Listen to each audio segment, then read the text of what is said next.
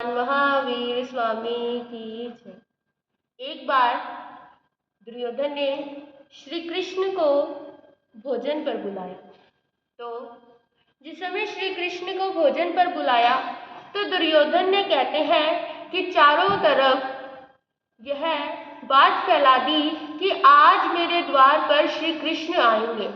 तो लोगों को कहने लगे कि मैं श्री कृष्ण को स्वर्ण की थाली में भोजन करवाऊंगा।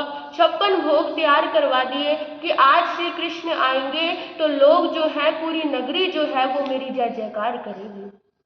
तो जिस समय श्री कृष्ण दुर्योधन के द्वार पर पहुंचे तो श्री कृष्ण ने दुर्योधन का भोजन स्वीकार नहीं करा। क्यों? क्योंकि श्री कृष्ण जानते थे कि यदि मैं इसका भोजन स्वीकार कर लूंगा तो यह कहेगा, इसके मन में एक अहम का भाव आ गया था कि मैं स्वर्ण की थाली में क्या करवाऊंगा, भोजन करवाऊंगा।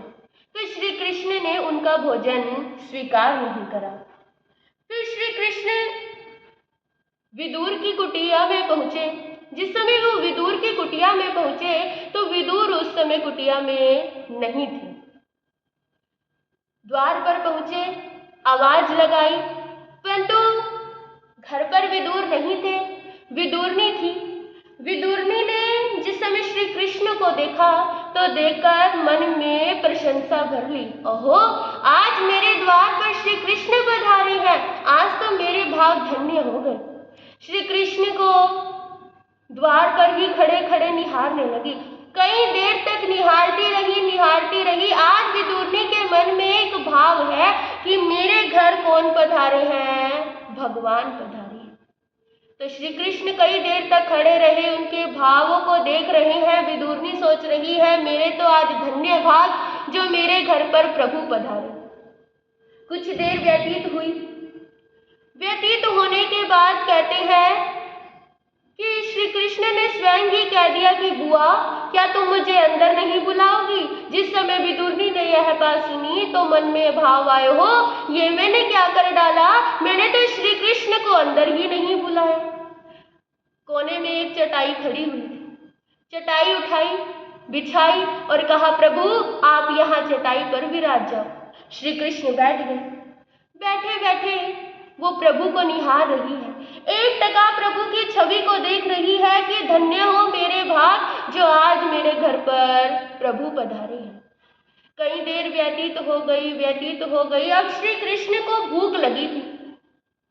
भूख लगी तो कहते हैं, उन्होंने कहा, बुआ क्या तुम्हारे घर पर कुछ खाने को है? तो बुआ उठी, रसोई घर में गई। रसोई घर में जाकर देखा कि खाने को तो कुछ भी नहीं है। बाहर आई, देखा कि केले रखे हैं। केले उठाए और श्री कृष्ण को दे दिए। कहने लगे, प्रभु मेरे पास तो सिर्फ केले ही हैं, आप क्या कीजिए, केले के फल का भोग लगा लीजिए।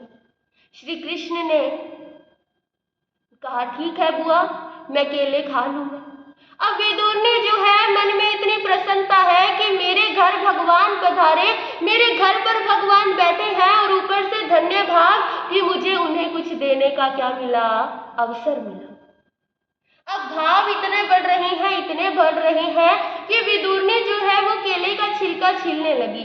जिस समय केले का छिलका छीला तो केला तो नीचे जमीन में कूड़े की तरह गिर दिया और छिलका जो था वो श्री कृष्ण को खाने के लिए दे दिया।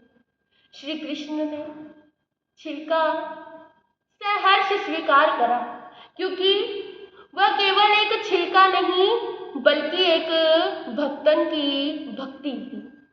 श्री कृष्ण ने वो केले के छिलका लिया और खाने लगे। बड़े ही उज्ज्वल भाव से वो केला खा रही हैं, केले का छिलका खा रही हैं। अब केले का छिलका खा रही हैं, विदुरनी भी उनको छिलका खिला रही है। प्रसंग है जिस समय श्री राम